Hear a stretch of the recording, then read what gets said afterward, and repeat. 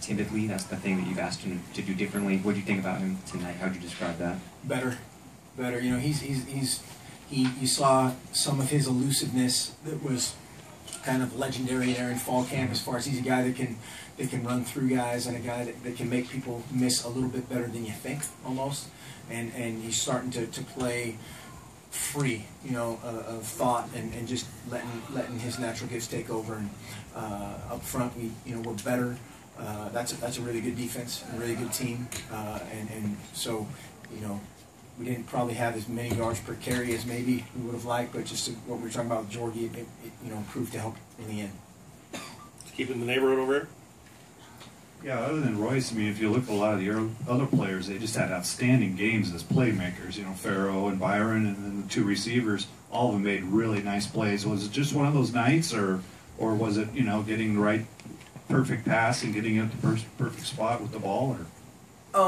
Combination of factors. You know, when you can run the ball, you can do anything, or at least you have the appearance of being able to run the ball.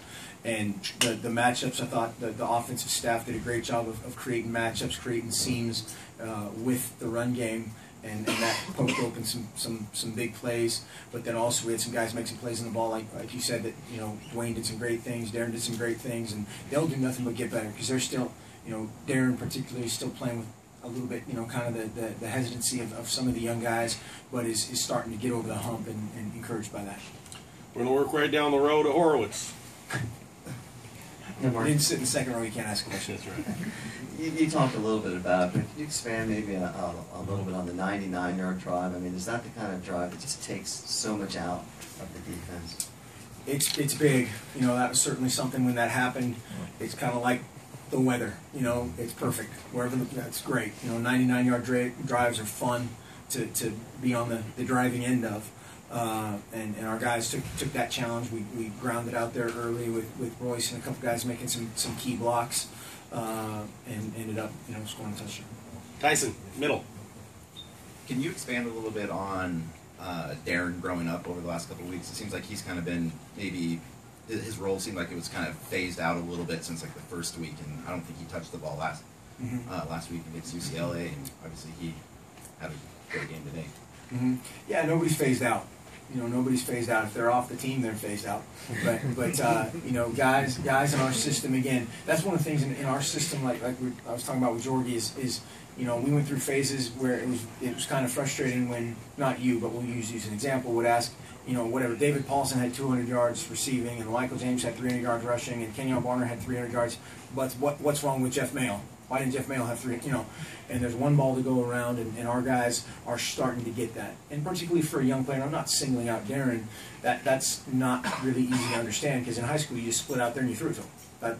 What are we doing, coach? You know, and so that part of it is an ongoing deal for every young guy. And he's grown into the system, playing with more confidence. Coach Luke's done a great job with that whole group of very, very, very young players. In the back, Tom. Mark back here. Wanted to ask you about seeing Rich Brooks on the field in that 89 team. You know, a lot of people believe that late 80s is where it kind of all started. And did you have much interaction with them? And did your team get to interact with them? And what does all that mean to you? That's the foundation. You know, it means everything. That whole phase, you know, of Rich Brooks and those teams, Bill Byrne, Dan Williams, all the foresight of the leadership that you know, took us into a new phase. That was huge, and those guys laid the foundation for all this to be this, and we'll never forget that. And I thought it was great. The honoring the 20th anniversary and all that is a, you know, kind of a tipping point for the program, maybe, or, you know, whatever the right phrase is, and we know that, and we honor that all the time. Behind the pole, AJ. Coach, obviously, yeah, perfect location. Coach Frost is going to be in the back. Obviously, you're able to establish the run today. Talk a little about the play of the offensive line and your early evaluation of those guys. Well, against that front, to have that many yards, they had to do something right. You know, and part of that, you know, Coach Frost did a great job with the game plan and mixing things up, both run and pass, because you have to keep those guys on their toes. That front seven is outstanding. Their secondary is really good. And so trying to, again, be good on first down is key. Sometimes that's throwing it, sometimes that's running it. And to be ahead that way, it kind of just gives you options. The offensive line is playing better, playing with a little chip on their shoulder, and preparing that way as well, which is key. In the middle, Steve.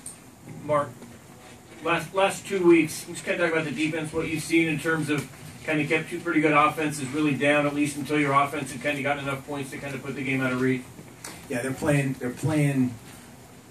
with, I think, more understanding, more belief. They're it's kind of like running as a hesitant tailback. You might get 2 yards instead of 5, but if you're a hesitant DB, that might be a touchdown versus a tackle for loss, or a touchdown versus a 6-yard gain.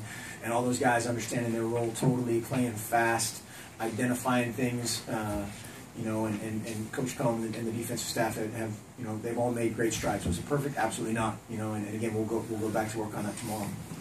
Third row, right side, Joseph. Coach, Farrell Brown's had two, pretty big games in a row. He's also had 2 15-yard penalties, in as many games. What did you say to him after tonight's unsportsmanlike conduct? And Coached it, just like in UCLA. I thought that was, let's say we discussed that in a different way than we did tonight's call, without getting in trouble. And he's grown up. That kid is a talented guy, phenomenally talented player. And when he gets it all together, it's really good. And, do we want a 15-yard penalty? Absolutely not. But we like the 60-yard play Roy was before that. And we'll coach both ends of it. Back right. Going back to the defense specifically, how did you evaluate the play of your safeties tonight? Well, again, I think as a group, everybody played better, and just by virtue of the outcome and how things, they made them work for it. Without watching the film, I can't single that out. So you can ask me tomorrow night, and I'll have a better answer. Right side. Coach, Marcus again played well, but tonight it seemed you had that balance.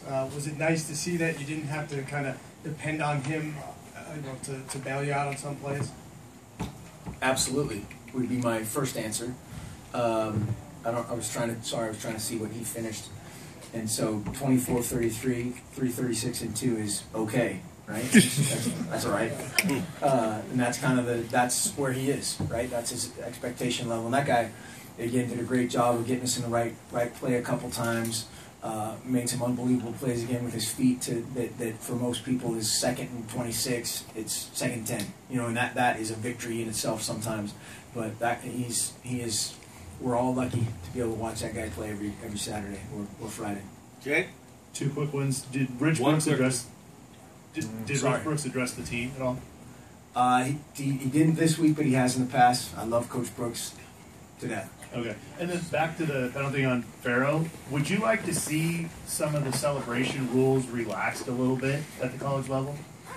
No comment. And I mean, they're calling like according to the rule, but would you like to see the rules? Well, they sometimes call them according to the rule, and we've had that discussion as well. The gray area in that is really gray, and this is a team sport. That's the biggest thing that we hammer home.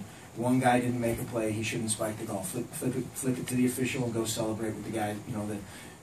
Jake Fisher got taken out by Darren Carrington as they were both sprinting down there to create a block. Go celebrate with those guys, and that's how we'll address it. Right up here in the front. Tui Talia's had 2 sacks 2 weeks in a row. What have you seen out of his development recently? Is it normal for JC guys to maybe about halfway through the season to start making the impact he's doing? Well, hopefully you can push those guys to make an impact sooner, and I think part of it is the guys in front of him were playing pretty well, but his role will expand. His effort has always been good. He's been a great worker that way, and it's neat to see that rewarded on the field. We're going to go last question. Again, coach is available tomorrow at 5. So, right here, Jake. Coach, the run defense has really stiffened up the last couple of weeks. What do you attribute that to? Well, it's always a combination of factors. It's the type of offense you may see. It's them playing better, more soundly, running to the ball better, tackling better, and all things that we can still improve upon. And so it's a total group deal.